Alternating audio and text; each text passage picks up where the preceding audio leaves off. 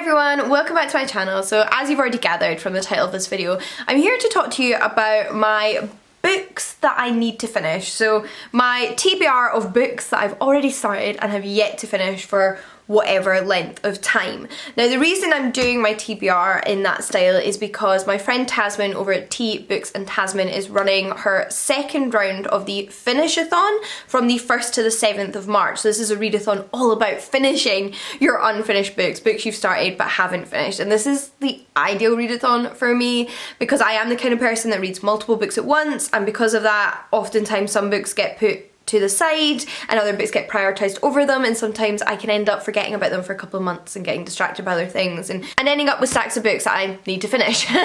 So I love the concept of this readathon. I love participating in the first round and I'm super excited for round 2, and I wanted to share with you the books that I plan on reading during that week. So without further ado, let's have a look at the books. The first one is the one in this video that I am more certain I will have finished before the readathon starts than not have finished, but just in case I wanted to mention it because you never know these days. I feel like my reading mood is very unpredictable, and this is Jane Steele by Lindsay Fay. This is a book inspired by Jane Eyre. The main character Jane Steele's life is taking place at a similar time. It's in the 1800s and there's a lot of parallels, but there's one major difference, which is Jane Steele has committed a few murders in her life that Jane Eyre never mentioned, so presumably not the same.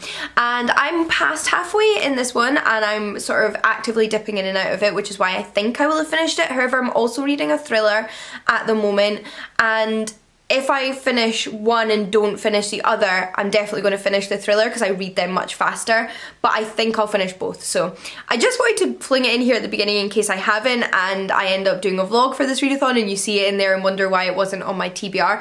I'm on page 211 and there is 414 pages.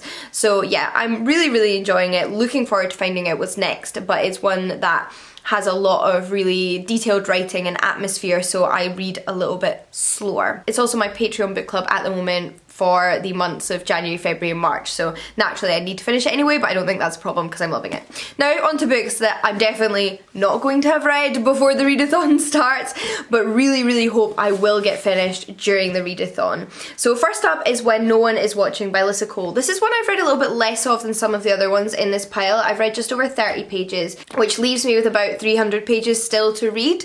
However, I really enjoyed what I read of this. Like, the writing immediately drew me in and the concept has me completely captivated. It's set in a suburb of Brooklyn where a lot of the existing black tenants and black house owners are being driven out by white gentrification in that area, and it's also a sort of horror thriller. The reason I did take a little break from this when I started it a couple months ago was because the main character's mother is suffering from terminal cancer, and as somebody who has gone through a parent with terminal cancer, it was just not the kind of thing I wanted to read about at the time, even if it wasn't a main, like, every page plot point, because it still tapped into those emotions and I wasn't in a mind space where I could handle it. But now I feel like I could and I would really like to read it, so I'm definitely prioritising this one. On the topic of creepy horror, we have a short story collection, and that's Taktumi, an anthology of Arctic horror stories. So this is by a collection of different authors, all from the Arctic regions. So I've actually read the majority of this one. The only thing I haven't read is one big, chunky, long story in it, which is called Lounge, and that's just because I wasn't getting into that story in particular when I was reading this collection, so it was very easy for me to just put it to the side because I wasn't invested in a storyline. I'd really enjoyed the stories I'd already read, but wasn't so much into the story I was currently reading, and it was a long one, not one that was like 3 pages and you could just fly through. But I really want to go back and read that final story and have read the whole collection because I think it's a really fantastic one and one I'd like to recommend more often with a full appreciation of. Hopefully one that shouldn't be too much of a problem is actually a graphic novel, and that's Blood, Lust and Bonnets by Emily McGovern. I'm about halfway through this one at the moment. I expected to zoom through this one initially when I picked up in January, but it's actually a lot more text heavy than you might expect. Although it's all text in bubbles, there's a lot of text in those speech bubbles, and actually it's quite long for a graphic novel. It's over 200 pages, so it was a bit more slow going. However, I am enjoying it, I am engaged. I think it's quite a fun, rollicking adventure. about a group of 3 vampire hunters in the 1800s, one of whom is Lord Byron, because why not?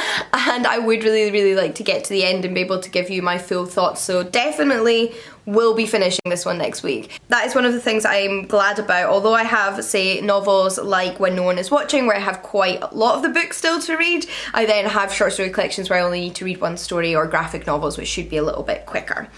On the topic of novels, however, I do have a novel that I'm still a little bit ashamed to admit I haven't finished, because I started it quite a long time ago, and I've just had the funniest relationship with it, and this has happened to me with other books, and it happens to me a lot, in particular with TV shows in movies, which is when I'm really enjoying something, I don't read or watch the very last part, like the last episode or the last half an hour, or in this case the last few chapters, and that is Criers War by Nina Varela. This is a fantasy with a little bit of sci-fi in there, I would say, because the world is controlled by these sort of automated creatures. I don't know if they're clockwork, there's a little bit of magic keeping them alive, but they have sort of robot vibes, if that makes sense, and they rule over the humans in this kingdom. But it's also a queer romance between 2 women, one of whom is a human and one of whom is one of these automi.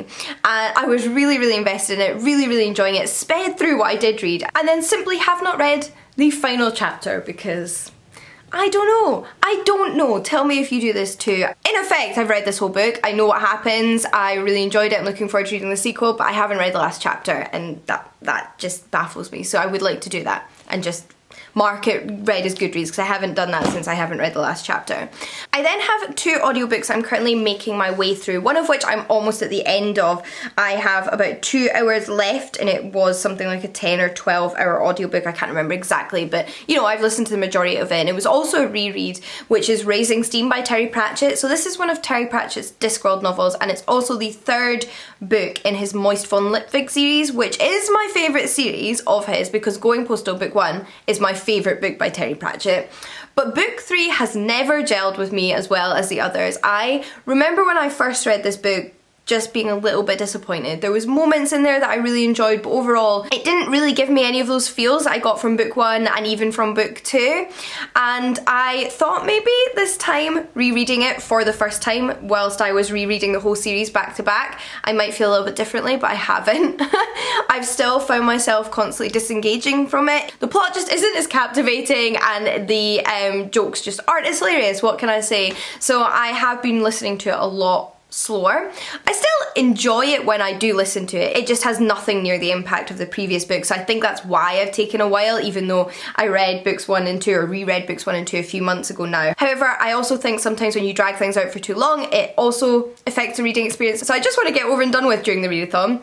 I then have a audiobook I'm enjoying a lot more, and a less far into it. I'm about like a 1/5 of the way into this one, and it's Pain and Prejudice by Gabrielle Jackson. So this is actually a non-fiction book, which I don't really necessarily consider unfinished, because I've just been actively listening to it over the past week or so, although slowly, because I only really listen to it when I go out on walks, and the weather's not been that walk conducive, although spring genuinely looks like it might be on the horizon, which I'm super excited about. So hoping to finish this one during the readathon and give you my full thoughts, because I think so far it's phenomenal. It is all about the treatment of women's pain and the diagnosis of women experiencing pain and how it's often dismissed. And there's definitely a historical route for that and a societal route for that, but it's still something that impinges on women's lives today when they try to seek out diagnosis or try to get help for pain that they're experiencing, and it's been so fascinating.